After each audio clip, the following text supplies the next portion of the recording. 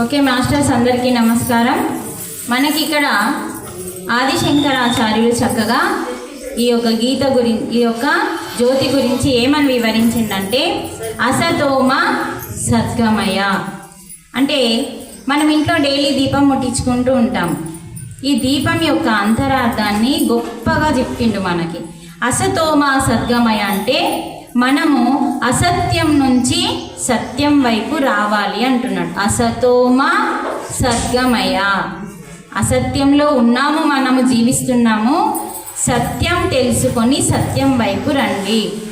తర్వాత తమసోమ జ్యోతిర్గమయ అంటే మనము ఏదైతే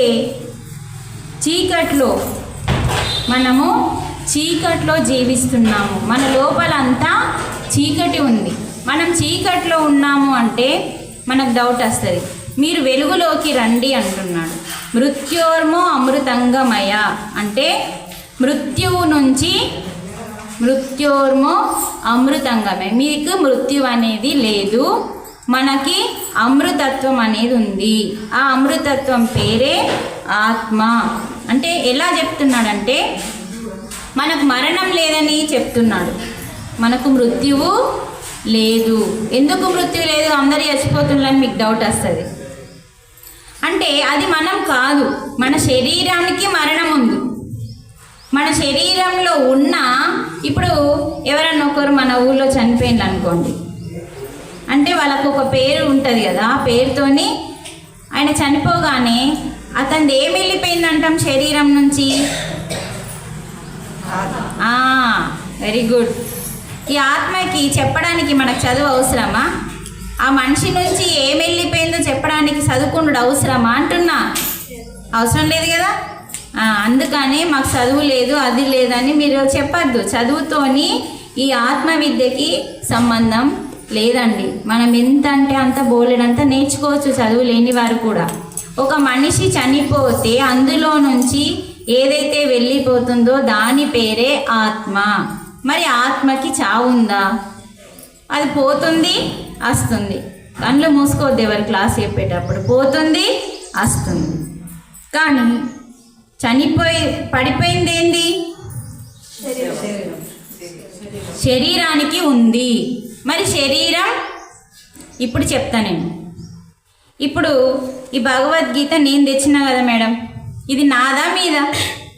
అంటే నాది అంటే కరెక్టే కదా. ఈ ఫోన్ నాది, ఈ స్టాండ్ నాది, ఈ మైక్ నాది, ఇవన్నీ నాయి అని ఎలా అంటున్నామో ఈ శరీరం కూడా నాది. అర్థమవుతుందా? మరి నీది శరీరం అయినప్పుడు నువ్వెవరు అనేది తెలుసుకోవాలి. అదే సత్యం. నువ్వెవరంటే ఆ వెళ్ళిపోయేది ఉందే ఆత్మ, అది నువ్వు. మరి అలాంటప్పుడు ఆత్మకి సావు లేనప్పుడు అందుకే మనకేం చెప్తున్నాడంటే మృత్యువు నీకు లేదు, నీకు అమృతత్వం ఉంది. అమృతత్వం అంటే ఏంటిది? అమృతం తాగిన వాళ్ళకి సావు ఉంటుందా? దేవుళ్ళు ఏం చేసిండ్రు? అమృతం తాగిండ్రు, వాళ్ళకి మరణం అనేది లేదు. అంటే నువ్వు ఆత్మవి కాబట్టి నువ్వు అమృతత్వము అంటుండు. అందుకనే మీరు దానికంటే ముందేం తెలుసుకోమంటుండు? చీకట్లో ఉన్నారు కాబట్టి నాకు మరణం ఉంది అని భయపడుతున్నారు. తమసోమ జ్యోతిర్గమయ అంటే ఏంటిది?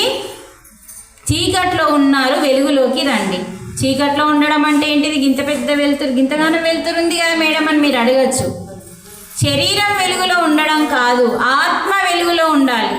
మరి ఆత్మ చీకట్లో, నీ హృదయం అంతా ఏ చీకటి ఉంది అంటే ఈ శరీరమే నేను, ఈ బిల్డింగ్ ఉంటుంది, నా కారు ఉంటుంది, అవన్నిటి మీద మనం వ్యామోహాలు పెంచుకుంటున్నామా లేదా? ఇవన్నీ ఉంటాయి అని అనుకొని వాటి మీద మనం ప్రేమ పెంచుకుంటున్నాం. అది ఉండాలి, అది కావాలి అన్న తపనతో వాటి మీద మనం పెంచుకుంటున్నాం. అది మనకి అదంతా చీకటి. అంటే మనకు అది తెలుస్తలేదు. అది ఖరాబ్ అవుతుంది, వెళ్ళిపోతుంది, అది కూలిపోతుంది, అది ఖరాబ్ అవుతుంది. అంటే ఇలా మనకు ఆత్మకి ఏది ఉండదు. అంటే నువ్వు ఎప్పుడైతే ఈ అజ్ఞానం అనే చీకటి నుంచి జ్ఞానం వైపు వస్తావో, అంటే ఇదంతా శాశ్వతము అనుకుంటున్నాం మనం. ఈ శరీరం ఉంటుంది, అందుకనే కదా ఇంకొకళ్ళు చనిపోతే అంటే మనకి కలిసి బతికినాం కాబట్టి మనకు ఎవరన్నా చనిపోతే బాధ ఉంటుంది. కానీ నిజంగా మనం సత్యం తెలుసుకున్న వాళ్ళు ఏంటంటే అమ్మ చనిపోయిన శవం దగ్గర ఏడిస్తే వెళ్ళిపోయిన ఆత్మకి మనం అన్యాయం చేసినట్టు అని చెప్పి మనకు గరుడ గీత చెప్తుంది. గరుడ పురాణం ఏం చెప్తుంది అంటే ఆత్మ మనం ఏడ్చినప్పుడు ఏం చేస్తా అంటే అది వాళ్ళందరూ ఏడుస్తున్నారు నా వాళ్ళు, నేను రానని చెప్పేస్తుంది.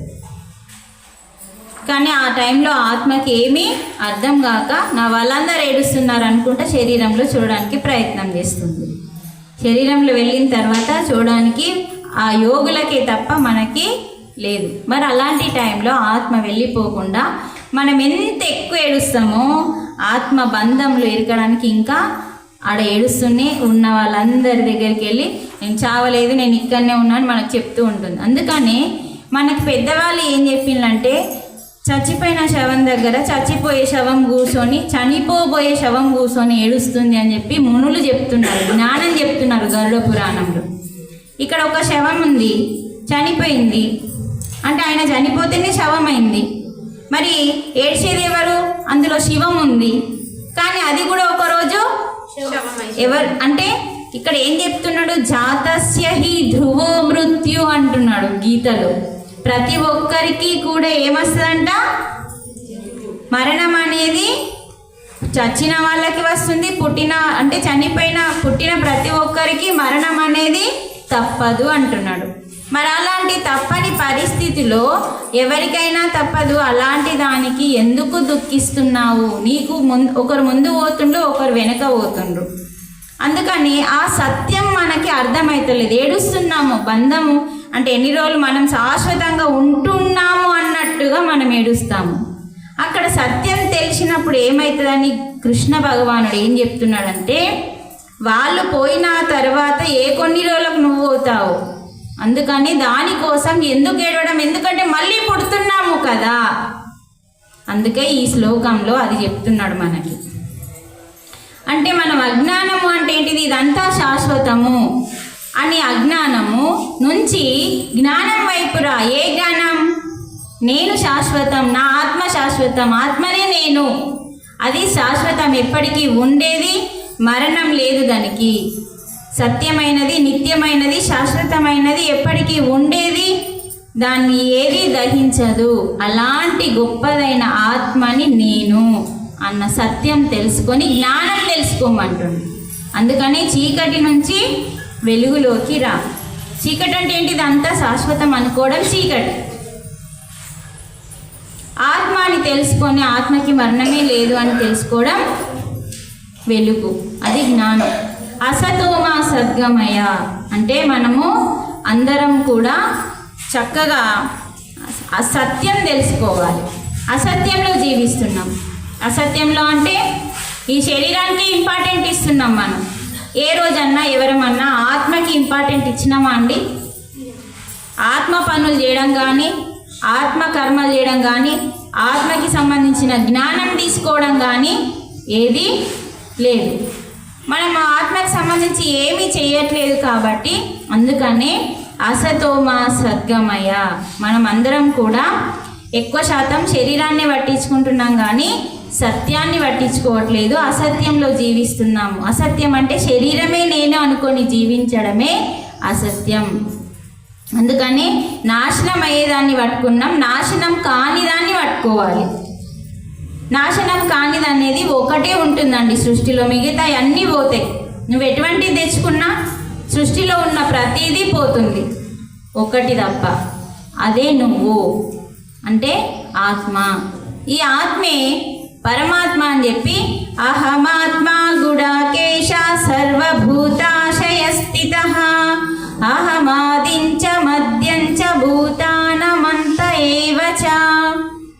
ఈ శ్లోకంలో భగవానుడు ఏం చెప్తుండు? ఈ ఆత్మే ఆ పరమాత్మ అంటున్నాడు. ఎలా చెప్తున్నాడు చూడండి. అహమాత్మ, అహం అంటే నేను అంటున్నాడు. ఎవరు? అహమాత్మ. అర్జున నేను ఆత్మని. నేను ఆత్మని, మరి నేను ఎక్కడున్నాను? సర్వభూత క్షయస్థిత. ఇది తెలుసుకోవడం కోసమే మనమందరం ధ్యానం చేయాలి. అంటే నేను సర్వభూతాశయస్థిత అంటే సర్వ అంటే భగవంతునికి ఎంతమందిని జీవులని సృష్టించిండో అంతమందిని సర్వ అంటాం. అంటే ఈ భూలోకంలో తన బిడ్డలు 84 లక్షల జీవుల్ని సృష్టించిండు ఆయన. మనకిద్దరు 4 10 మంది ఉంటే ఆయన 84 లక్షల మందిని కన్నాడు.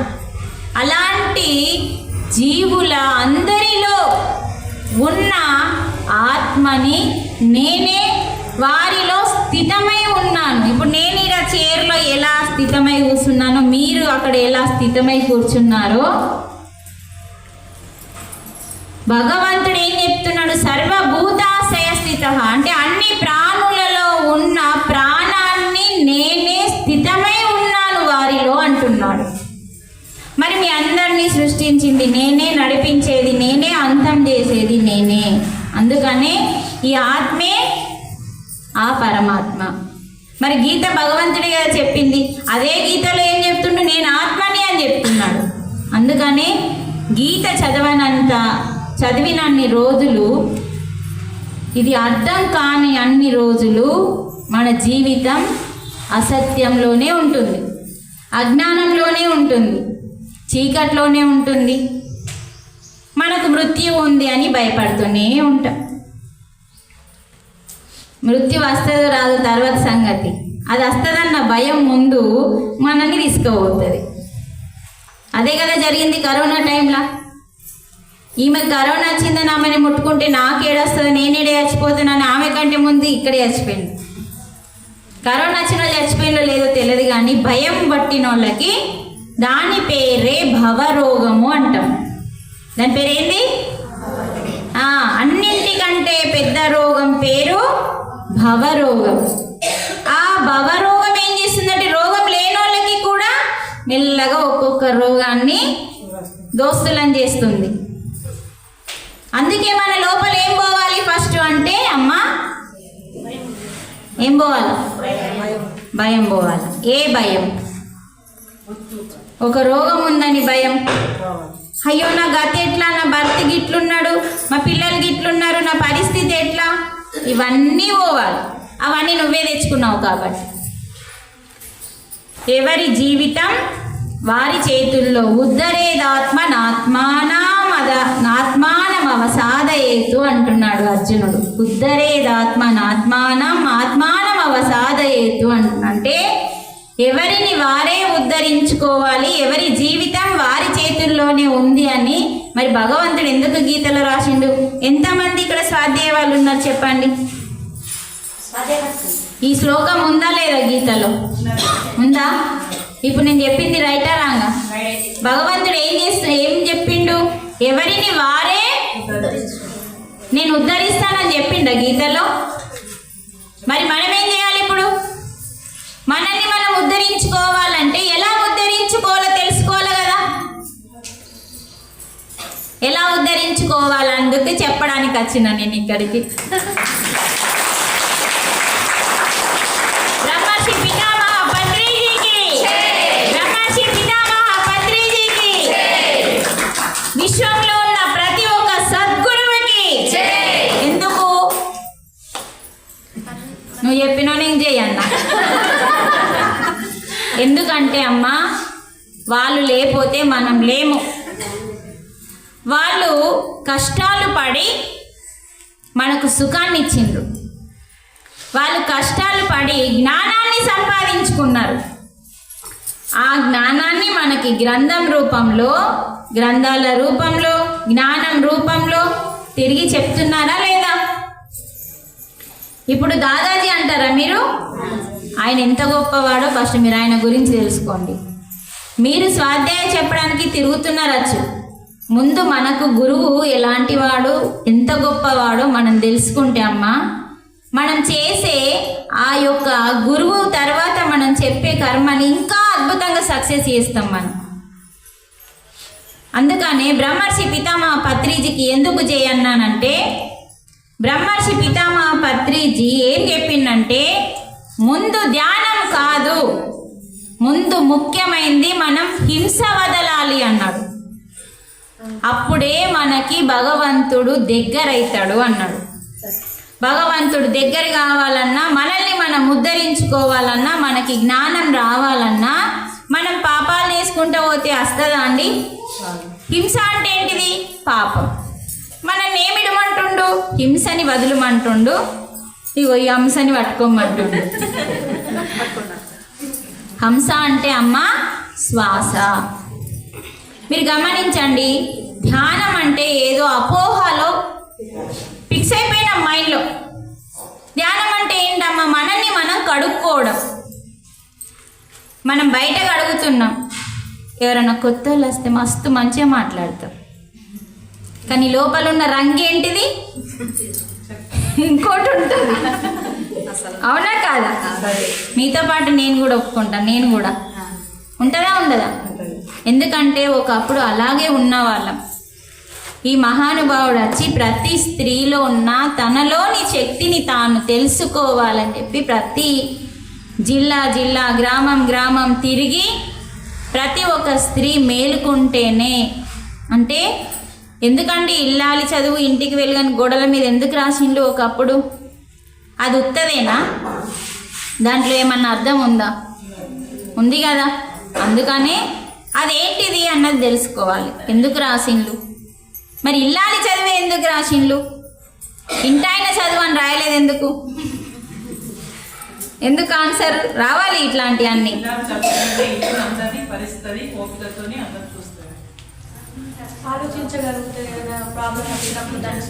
మరి ఆయన కూడా ఆలోచిస్తున్నాడు కదా ఇంటి గురించి. ఇంకెవరైనా ఆన్సర్ చెప్తారా? అంటే మనకి ఏం తెలుసో అది ఖచ్చితంగా చెప్పాలమ్మా స్త్రీకి.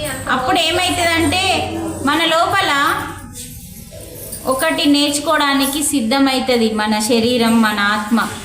మన లోపలనే దాచుకున్నాం అనుకో, అయ్యా నేను చెప్తే మళ్ళీ అబద్ధం, అది కరెక్ట్ కాదేమో, అందరు నవ్వుతారేమో, నేను చెప్పా అన్ను అట్నే ఉన్నావు అనుకో, నీ లోపలికి ఏం రానే రాదు. చెప్పమ్మా. ఓపిక సహనం స్త్రీకి ఎక్కువ ఉంటుంది కాబట్టి ఆమె. అయ్యో చెప్పమ్మా, నేనేమంటున్నా చూడద్దా? సరే చెప్పు. మనం మణిపూరక చక్రంలో ఉంటాం కాబట్టి ఓపిక సహనము ఆడవాళ్ళు తొందరగా ఏదైనా కానీ సాధించగలుగుతారని. స్త్రీ యొక్క శక్తి మణిపూరకంలో ఉంటుంది. ఎందుకంటే మనం గర్భం దాలుస్తాం కాబట్టి. మణిపూరకం అంటే పొట్ట దగ్గర. మగవాణి యొక్క శక్తి మూలాధారంలో ఉంటుంది, అంటే మల విసర్జన రంధ్రంలో, అక్కడ దాన్ని మూలాధారం అంటాం. సరే, అంటే ఇల్లాలి చదువు ఇంటికి వెళ్ళు అన్నారు కానీ ఇంటైన చదువు అని చెప్పకుండా, ఎందుకు అంటే ఇల్లాలి చదువు ఇంటికి వెళ్ళు ఎందుకంటే ఇల్లాలులో శక్తి ఎక్కువ.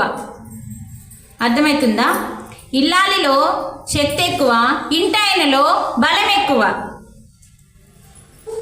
అర్థమైందా? ఆయన ఏదన్నా అవలీలగా ఒక సంచిని ఎత్తగలుగుతాడు. మనం ఎత్తుతామా? ఎత్తాం. కానీ కొంచెం తక్కువ ఏదన్నా మొయ్యాలంటే ఆయనను పిలుస్తాం. ఒక బిందె లేపడానికే కొంచెం కష్టపడుతూ ఉంటాం. కానీ ఏదైనా ఓర్చుకోవడానికి మాత్రం శక్తి మన లోపల ఎక్కువ. అందుకే మనము గర్భాన్ని దాల్చిన తర్వాత ఆ గర్భం యొక్క పెయిన్ అనేది ఆ మగవాళ్ళకి తెలియదు, పరమాత్మకి తెలుసు ఆ విషయం. కాబట్టి ఆ పెయిన్ ఎంత ఉంటుందో ఆ టైంలో మనం ఎంత భరిస్తామో మరో జన్మెత్తుతాం మనం అప్పుడు. కానీ ఆ టైంలో మనం ఎంతో శక్తిని ఉంటేనే ఆ బిడ్డని మనం మన నుంచి భూలోకంలోకి తీసుకొస్తున్నాం. అందుకని ఇల్లాలి చదువు ఇంటికి వెలుగు. ఎలాంటి చదువు చదివితే ఇంటికి వెలుగు అంటే మనం బడిలో చదువుకునే చదువు కాదండి. 10th, inter, degree, PG, KG ఇది కాదు. ఇది నాశనమయ్యే చదువు. అంటే ఈ జన్మకి సరిపోతుంది, నెక్స్ట్ జన్మకి మళ్ళీ చదువుకోవాలి. కానీ నాశనం కాని ఒక చదువు ఉంది. ఆ చదువు పేరే ఆత్మవిద్య. ఏం విద్య? ఆత్మవిద్య. ఆత్మవిద్యకి మరణం లేదు. అంటే అది ఎన్నటికీ నాశనం కాని చదవండి. నువ్వు ఈ జన్మలో ఎంతవరకు ఆత్మవిద్య నేర్చుకుంటావో నీ ఆత్మతో వస్తుందండి అది. అందుకే మీరు గమనించండి, ఈ కలియుగంలో చాలామంది చిన్న చిన్న పిల్లలు భగవద్గీత అవుతున్నారు, చిన్న చిన్న పిల్లలు ఫ్లూట్ వాయిస్తున్నారు. ఇవన్నీ ఎలా వచ్చినాయి? పుట్టుకతోని రాలే. అంటే వాళ్ళకి గత జన్మ సంస్కారం ఉంటుందని అంటామా అనమ్మా? ఎందుకన్నామంటే వాళ్ళు మరణించే కంటే ముందు వారు నేర్చుకున్న విద్య వాళ్ళతో ఉంటుంది. అది ఆత్మవిద్య. మనకు సంగీతం అంటే కూడా ఆత్మకి సంబంధం ఉంటుందండి. ఆత్మవిద్య అంటే బాహ్య, సంగీతం అంటే బాహ్యంది కాదండి అది. అందుకనే సంగీతం కానీ భగవద్గీత కానీ నాలెడ్జ్ కానీ ఇదంతా కూడా ఏంటంటే మన ఆత్మవిద్యకి సంబంధించింది. ఎప్పుడైతే ఒక స్త్రీ ఆత్మ గురించి ఆత్మ విద్య గురించి తెలుసుకుంటుందో, ఎందుకంటే ఇంటిని చూసి ఇల్లాలిని చూడమన్నారు. ఇల్లుని చూసినాక ఇల్లు ఎట్లా ఉంది, నీట్గా ఉందా, ఏది ఎక్కడ ఉందో అక్కడ ఉందా, ఎంత ప్రశాంతంగా, మన ఇంట్లో ఎంత ప్రశాంతంగా ఉంటుందో అప్పుడు ఇల్లాలిని చూడాల్సిన అవసరం లేదు అన్నారు పెద్దలు. ఎందుకంటే ఆమె అంత సహనంతో దాన్ని తీర్చిదిద్దుకోవాలి. ఇంటిని ఎంత దిద్దుకుంటున్నామో ఇంట్లో ఉన్న వాళ్ళని కూడా దిద్దుకోవడానికి విద్య కావాలి స్త్రీకి.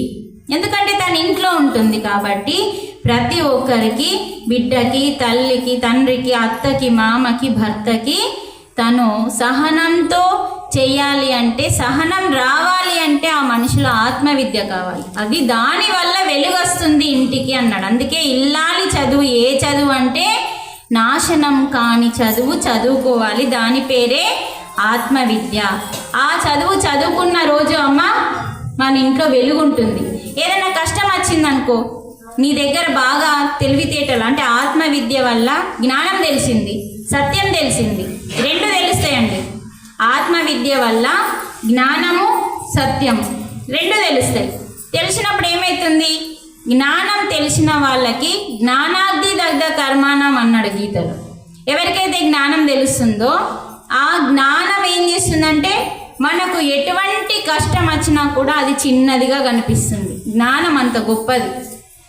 అందుకని ఏదైనా కూడా మనకు చిన్నదిగా కనిపిస్తుంది, దాన్ని ఈజీగా సాల్వ్ చేసుకోవచ్చు అన్న జ్ఞానం నీ దగ్గర ఉంది, ఆత్మజ్ఞానం. అందుకని మనిషికి అన్నింటికంటే ముఖ్యం ఏం కావాలి అంటే ఆత్మజ్ఞానం కావాలి. ఏది తీసుకున్నా, ఎన్ని తీసుకున్నా మనిషికి ఏమవుతుందంటే, ఇప్పుడు మన దగ్గర చాలా బట్టలు ఉంటాయండి, మళ్ళీ కొత్తది చూడంగానే కావాలి, ఏది చూసినా కావాలి కావాలి, ఆల్రెడీ మన దగ్గర ఉంటాయి.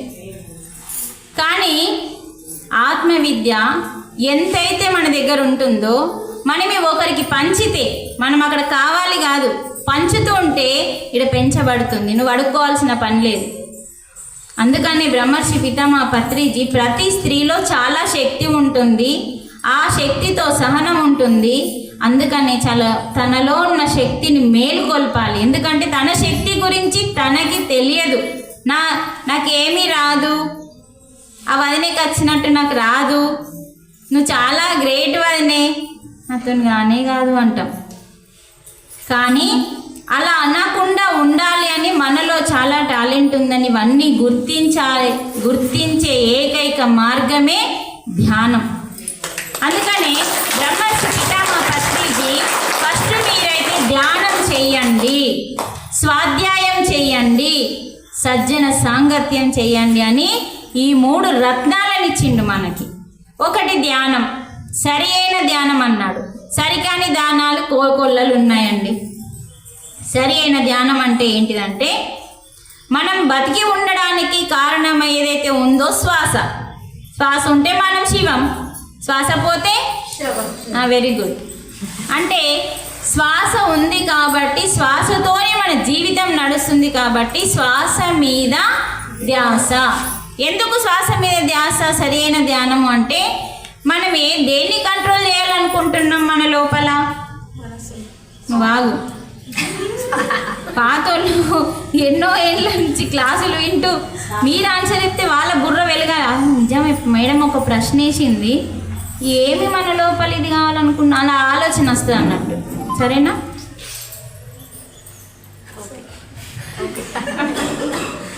అంటే మేడం ఇక్కడ మనకి ఆ ప్రశ్న వేసినప్పుడు మనకు ఒక థాట్ వస్తుంది అన్నట్టు. కరెక్టే కదా మేడం అడిగిన ప్రశ్న. మనం దేన్ని కంట్రోల్ చేయాలనుకుంటున్నాం? మనసుని. మనసు ఏమైంది? విచ్చలవిడిగా తిరుగుతుంది.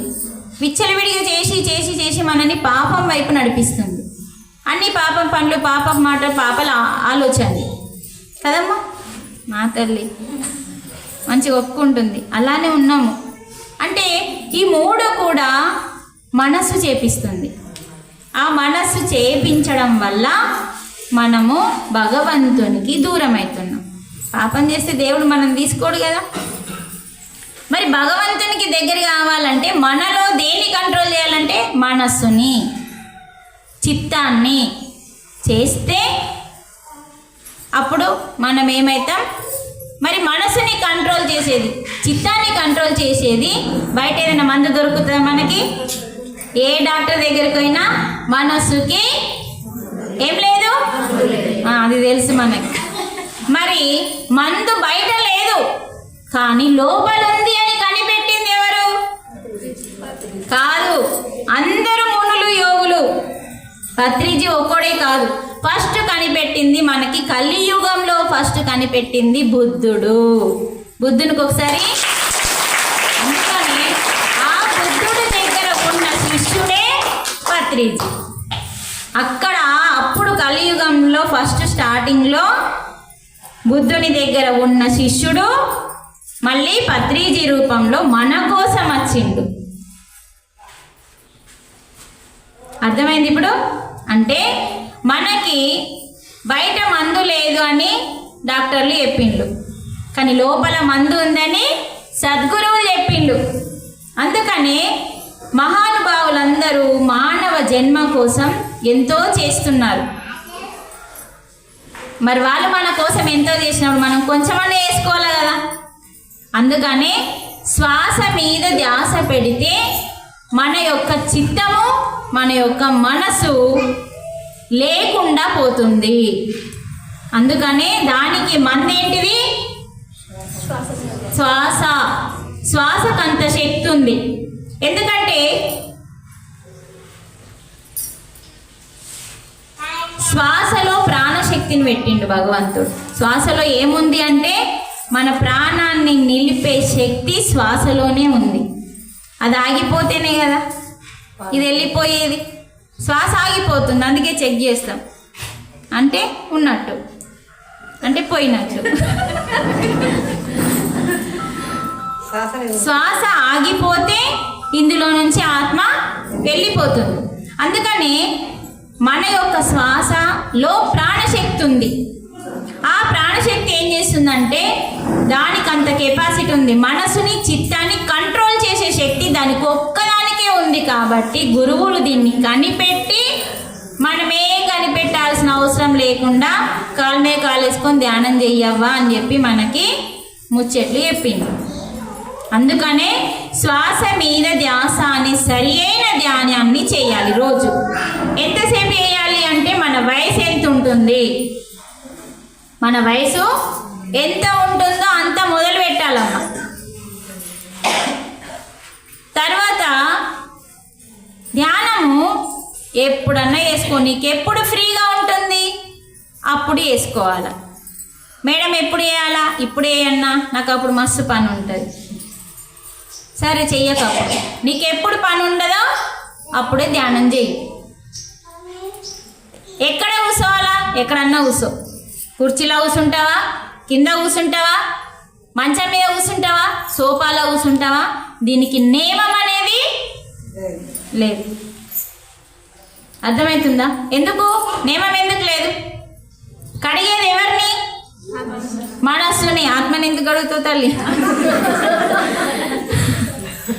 కడిగేది ఎవరిని? కడిగేది మనస్సుని. కాబట్టి దానికి నియమం లేదు. అమ్మ ఎప్పుడైనా వేసుకోవచ్చు, ఎక్కడన్నా కూర్చోవచ్చు, కానీ నీ వయసు ఎంత ఉందో అంతసేపు రోజుకు ఎన్నిసార్లు తింటావు లెక్క పెట్టుకో. 3 సార్లు తింటావా? లోకమంతడా? సరే మళ్ళీ 3 సార్లు వేయాల. మనం ఎన్నిసార్లు శరీరానికి భోజనం పెడతామో అమ్మ, ఆత్మకి అన్నిసార్లు అది భోజనం ఆత్మకి.